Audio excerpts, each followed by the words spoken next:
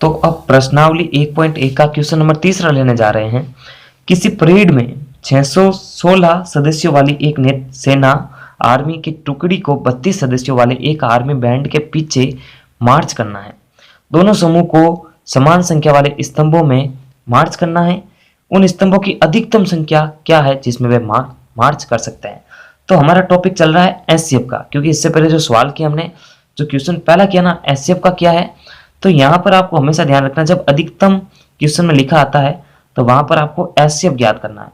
और एससीएफ कैसे ज्ञात करते हैं? यूक्लिड की विभाजन प्रमेयिका का यूज करके, यानी ए बराबर बी क्यू प्लस आर।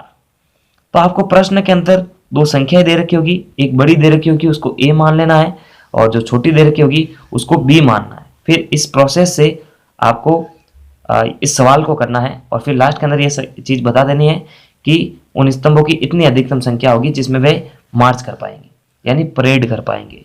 तो यहाँ पर प्रश्न से ही पता चल रहा कि 616 पहली संख्या है और दूसरी है 32। अब जो बड़ी संख्या होगी वो होगी ए और जो छोटी संख्या होगी वो होगी बी।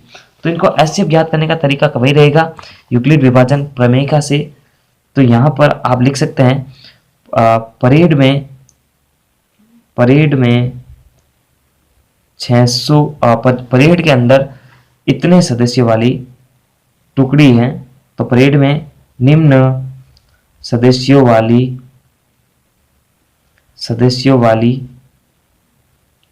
टुकड़ी, तो कितने सदस्य हैं? 616 सदस्य हैं। तो लिख देता हूं मैं इस तरह से। अब कितने सदस्यों के पीछे जो है इनको परेड करना है, तो 32 सदस्यों वाले एक आर्मी बैंड के पीछे इनको मार्च करना है। तो इतने सदस्यों वाले एक आर्मी बैंड के पीछे मार्च करना है, यानी परेड करनी है। तो 32 सदस्यों वाली, तो इनको जो है यानी 32 सदस्यों वाली जो आर्मी की एक बैंड टुकड़ी है जो बैंड बजा रही है, तो इनके पीछे जो 616 सदस्य हैं उनको स्तंभों में बांटना अपने को। तो उन स्तंभों की अधिकतम संख्या अपने को ज्ञात करनी है। तो यहाँ पर लिख देते हैं। देखिए ये जिस तरह से मैंने लिखे हैं आप किसी भी तरह से लिख सकते हैं, बस इसको लिखने का तरीका ये रहना चाहिए। तो यहाँ पर मैं लिख सकूंगा कि उन स्तंभों की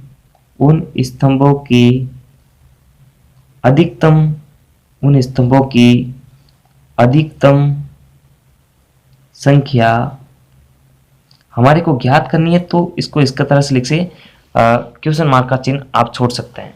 अब देखिए आपको करना क्या, अधिकतम संख्या का मतलब यही होता है कि आपको एससीएफ ज्ञात करना है। तो प्रश्नानुसार यहाँ पर लिखने के बाद में प्रश्नानुसार आपको कोष्टक में छोटा सा हिंट देना है कि अधिकतम बराबर होता है एससीएफ। अधिकतम के बराबर आप एससीएफ लिख के इसको कोष्टक में या इस तरह से बॉक्स में बंद कर आप इसका हिंट दे सकते हैं। फिर आपको नॉर्मल सी बात है कि आपको लिखना है यूक्लिड विभाजन प्रमेयिका से, क्योंकि यूक्लिड विभाजन प्रमेयिका से ही आप एससीएफ ज्ञात कर पाएंगे। यूक्लिड विभाजन प्रमेयिका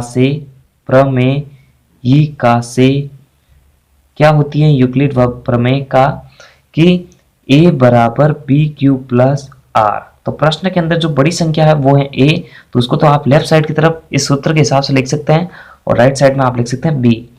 तो यहाँ पर अधिकतम जो बड़ी संख्या है वो है a। 616 को आप लेफ्ट साइड में लिखे, इसके बराबर में लिख दे जो छोटी वाली संख्या यानी 32, इसको b मानकर। अब इसका भाग जो जाएगा इसमें 19 बार जाएगा और शेषफल बच जाएगा 8।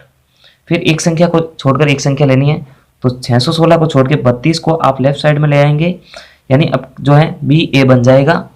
और उसके बाद में 19 को छोड़कर ये 8 को लिख देंगे। तो एक संख्या को छोड़कर एक संख्या लिख रहे हैं, इसको छोड़ा इसको लिख दिया, इसको छोड़ा इसको लिख दिया। फिर इसका इसमें भाग देते हैं तो 8 चौक 32 बार जाता है, शेषफल बच जाता है 0।